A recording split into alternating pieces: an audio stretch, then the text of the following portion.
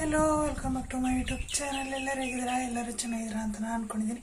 ಇವತ್ತಿನ ಬ್ಲಾಗ್ನ ನಾನು ಇವತ್ತು ಸ್ಟಾರ್ಟ್ ಮಾಡ್ತಿದ್ದೀನಿ. ಇವತ್ತು ಬಂದು ಮಂಡೇ ಬ್ಲಾಗ್ ಆಗಿರುತ್ತೆ. ಇವತ್ತು ನಾನು ಏನೇನು ಮಾಡ್ತೀನಿ ಅಂತ ಹೇಳ್ಬಿಟ್ಟು ಒಂದು ರ್ಯಾಂಡಮ್ ವಿಡಿಯೋ ಮಾಡ್ತೀನಿ.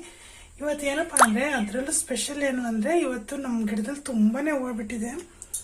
ಬಟ್ ನೋಡಿ, ಇಷ್ಟೊಂದು ಮಲ್ಲಿಗೆ. ಅದಕ್ಕೆ ನಾನು ಇವತ್ತು ಮಲ್ಲಿಗೆ ಹೂವು ಕೂಡ ಮುಟ್ಕೊಂಡಿದ್ದೀನಿ. ಡೈಲಿ ಮಲ್ಲಿಗೆ ಹೂವು ಮುಟ್ಕೊಳ್ಳೋದೇ ಆಗಿದೆ. ಈ ಸೀಸನಲ್ಲಿ ಅದು ತುಂಬ ಚೆನ್ನಾಗಿರುತ್ತೆ ನೋಡಿ. So cute.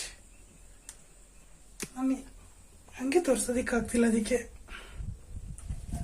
ಹೂವು ಅಂತೂ ಸಕ್ಕತ್ ಬಿಟ್ಟಿದೆ ನಮ್ಮ ಗಿಡ. ಹಾಗಾಗಿ ಇವತ್ತಿನ ಬ್ಲಾಗ್ನ ಕಂಟಿನ್ಯೂ ಮಾಡೋಣ ಅಂತ ಅಂದ್ಕೊಂಡಿದ್ದೀನಿ. ನೋಡಿ, ಪಾತ್ರೆಗಳನ್ನ ಇಷ್ಟಿದೆ ನಾನು ತೊಳೆಯೋದು. ಪಾತ್ರೆಗಳು ತೊಳೆದಿಲ್ಲ. ಜೊತೆಗೆ ಕಾಳು ಕೂಡ ಮೊಳಕೆ ಕಟ್ಟಿದ್ದೀನಿ. ಕರೆಂಟ್ ಬಂದ ಮೇಲೆ ನಾನು ಸಾಂಬಾರು ಮಾಡಬೇಕು. ನೋಡಿ, ಮೊಳಕೆ ಬಂದಿದೆ, ಸ್ವಲ್ಪ ಬಂದಿದೆ ಅಷ್ಟೇ. ಬಟ್ ಪರವಾಗಿಲ್ಲ, ಸದ್ಯಕ್ಕೆ ಮೇಂಟೈನ್ ಆಗುತ್ತೆ. ಅದೇ ಕಾರಣ ನಾನೀಗ ಸಾಂಬಾರು ಮಾಡಬೇಕು. ಜೊತೆಗೆ ಇವತ್ತು ಪಾತ್ರೆ ಎಲ್ಲ ತೊಳೆಯೋದಿದೆ. ಎಷ್ಟೊಂದು ಕೆಲಸ ಇದೆ ಗೈಸ್, ಆದರೆ ಮಾಡಿಲ್ಲ ನಾನಷ್ಟೇ. ಈ ಕಡೆ ನಿಮ್ಗೆ ಇನ್ನೊಂದು ಏನಪ್ಪ ಹೇಳಬೇಕು ಅಂದರೆ, ಇದು ಹುಡ್ಡಂದು. ಇದ್ರ ಅಯ್ಯೋ ಬಿದೋಗ್ತಿದೆ ಹೂವನೊಂದು. ತೂಕ ಅಂದರೆ ಹೂವಿನ ವೆಯ್ಟ್ಗೆ ಬೀಳ್ತಾ ಇದೆ ಕ್ಲಿಪ್. ಇದು ವುಡ್ಡಂದು ಏನಿದೆ, ಇದು ಬಾಕ್ಸಿಂದು ನನ್ನ ಲಿಂಕ್ನ ನಾನು ಆಲ್ರೆಡಿ ಶೇರ್ ಮಾಡಿದ್ದೀನಿ. ಬಟ್ ಇದೇನಿದೆ ವುಡ್ಡಂದು, ಇದ್ರದನ್ನ ಲಿಂಕ್ ಬೇಕು ಅಂದರೆ ನೀವು ನನ್ನ ಡಿಸ್ಕ್ರಿಪ್ಷನಲ್ಲಿ ಲಿಂಕ್ನ ಹಾಕಿರ್ತೀನಿ, ತಗೊಳ್ಳಿ. ತುಂಬಾ ಚೆನ್ನಾಗಿದೆ. ಫ್ಲಿಪ್ಕಾರ್ಟಲ್ಲಿ ತೊಗೊಂಡಿದ್ದೀನಿ. ಇದು ಸ್ಕ್ರೂ ಕೊಟ್ಟಿದ್ದಾರೆ ಅಷ್ಟೇ. ಸ್ಕ್ರೂನ ನಾವು ಇದೇನಪ್ಪ ತಿರುಗಿಸಿದ್ರೆ ಸಾಕಾಗತ್ತೆ. ಅದು ಆಟೋಮೆಟಿಕ್ಕು ಅಂದರೆ ಲಾಕ್ ಆಗುತ್ತೆ. ಬಟ್ ತುಂಬ ಚೆನ್ನಾಗಿದೆ, ನೋಡೋಕೆ ಹಂಗೆ ಕಾಣುತ್ತೆ. ನಾನು ಬ್ರೌನಿ ತೊಗೊಂಡಿದ್ದೀನಿ, ಚೆನ್ನಾಗಿದೆ. ಒಂಥರ ಈ ಥರ ಜೋಡಿಸ್ಕೊಳ್ಳಿ, ತುಂಬ ದೊಡ್ಡದಾಗಿ ಕಾಣುತ್ತೆ. ನಂದು 5 ಬಾಕ್ಸ್ ಹಿಡಿಯುತ್ತೆ ಒಂದು ಇದರಲ್ಲಿ. ಆರಾಮ್ಸೆ ಇಟ್ಕೋಬೋದು, ಚೆನ್ನಾಗಿದೆ. ಹಾಗಾಗಿ ಇವತ್ತಿನ ಬ್ಲಾಗ್ ಕೂಡ ರ್ಯಾಂಡಮಾಗಿ ಸ್ಟಾರ್ಟ್ ಮಾಡೋಣ ಅಂತ ಬಂದು ಬೆಳಿಗ್ಗೆ ಡ್ರಿಂಕ್ಸ್ ಕುಡಿಯೋದಕ್ಕೆ ಅಂತ ಹೇಳ್ಬಿಟ್ಟು ಕಾಳೆಲ್ಲ ನೆನೆಹಾಕಿ ಇಟ್ಟಿದ್ದೀನಿ ಬೆಳಿಗ್ಗೆಗೆ ಅಂತೇಳಿ. ಆದರೆ ಇವತ್ತು ಮಧ್ಯಾಹ್ನನೇ ನಾನು ನೆನೆ ಇಟ್ಟಿದ್ದೀನಿ. ಸ್ವಲ್ಪ ಕಾಫಿ ಮಾಡ್ಕೊಳ್ಳೋಣ ಅಂತ ಹೇಳ್ಬಿಟ್ಟು ಹತ್ತತ್ರ ಈಗ ಬಂದು 4 ಗಂಟೆ ಆಗಿದೆ.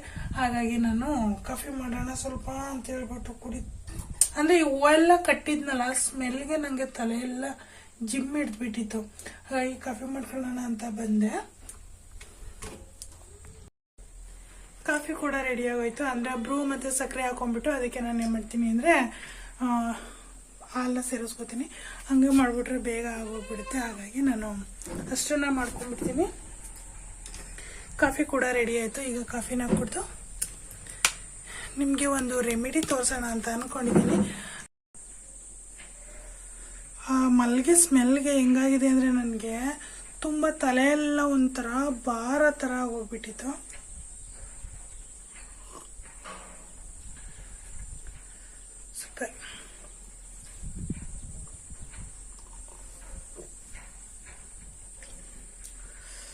ಇದೆ.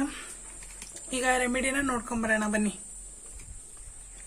ನಾನಿಲ್ಲಿ ಥೈರಾಯ್ಡ್ಗೆ ನಾನು ಹೋಮ್ ರೆಮಿಡಿ ಹೇಗೆ ಮಾಡ್ಕೋತೀನಿ ಅನ್ನೋದನ್ನು ತೋರಿಸ್ತಾ ಇದ್ದೀನಿ. ಒಂದು 3 ಸ್ಪೂನು ಧನಿಯಾಕಾಳು ತಗೊಂಡಿದ್ದೀನಿ, 1 ಚಿಟಿಕೆ ಜೀರಿಗೆ ತಗೊಂಡಿದ್ದೀನಿ, 1 ಇಂಚಷ್ಟು ಚಕ್ಕೆ ತಗೊಂಡಿದ್ದೀನಿ, 4-5ರಿಂದ ಮೆಣಸನ್ನ ತಗೊಂಡಿದ್ದೀನಿ. ಇಷ್ಟನ್ನು ನಾನು ಗ್ರೈಂಡ್ ಮಾಡ್ಕೊಂಡು ಬರ್ತೀನಿ. ನೋಡಿ, ಅಷ್ಟನ್ನು ಪೌಡರ್ ಮಾಡಿದಾಗ ಈ ರೀತಿಯಾಗಿ ಪೌಡರು ನಮಗೆ ಸಿಗುತ್ತೆ. ಇದನ್ನು ನಾನು ದಿನ 1 ಸ್ಪೂನ್ ಹಾಕ್ಕೊಂಡು ಬಿಸಿ ನೀರಿಗೆ ಹಾಕ್ಕೊಂಡು ಕುದಿಸ್ಕೊಂಡು ಕುಡಿತೀನಿ ನೀರನ್ನ. ಅಂದರೆ ಕಂಟ್ರೋಲ್ಗೆ ತುಂಬಾ ಕಂಟ್ರೋಲ್ ಬರುತ್ತೆ. ನಮ್ಮ ಫೇಸಲ್ಲೆಲ್ಲ ಹೇರ್ ಬಂದಿರುತ್ತೆ ಅಲ್ವಾ, ಅದೆಲ್ಲನೂ ಕಂಟ್ರೋಲ್ ಆಗುತ್ತೆ. ನಾನಂತೂ ಇದನ್ನೇ ಯೂಸ್ ಮಾಡ್ತಿದ್ದೀನಿ. ಯಾಕೆಂದರೆ ಟ್ಯಾಬ್ಲೆಟ್ನ ನಾನು ಕಂಪ್ಲೀಟಾಗಿ ಬಿಟ್ಬಿಟ್ಟಿದ್ದೀನಿ. ಥೈರಾಯ್ಡ್ಗೆ ತೊಗೊಳ್ಳೋದು ನನಗೆ ಇರೋದು 50 mg. ಬಟ್ ನಾನಿವಾಗ 16 mg ಬಂದಿದ್ದೀನಿ. ಅಂದರೆ ನಂಬ್ತೀರ ನೀವು, ಅಷ್ಟು ಬೇಗನೆ ರಿಸಲ್ಟ್ ಕೊಡುವಂಥ ಪೌಡರ್ ಇದು. ಕ್ವಿಕ್ಕಾಗಿ ಆಗುತ್ತೆ. ನೀವು ಕೂಡ ಮಾಡ್ಕೊಳ್ಳಿ, ತುಂಬಾ ಚೆನ್ನಾಗಿರುತ್ತೆ. ಈ ಥರ ಅಂದರೆ ಗಾಳಿ ಆಡದೇ ಇರೋವಂಥ ಬೌಲ್ಗೆ ಹಾಕ್ಕೊಂಡು ಈ ಥರ ಬೌಲ್ಗೆ ಹಾಕ್ಬಿಟ್ಟು ನಾನು ಇಟ್ಕೊಂಡಿರ್ತೀನಿ. ಡೈಲಿ 1 ಸ್ಪೂನ್ ಹಾಕ್ಕೊಂಡು ಬಿಸಿ ಮಾಡ್ಕೊತೀನಿ ನಾನು ಇದರಲ್ಲಿ.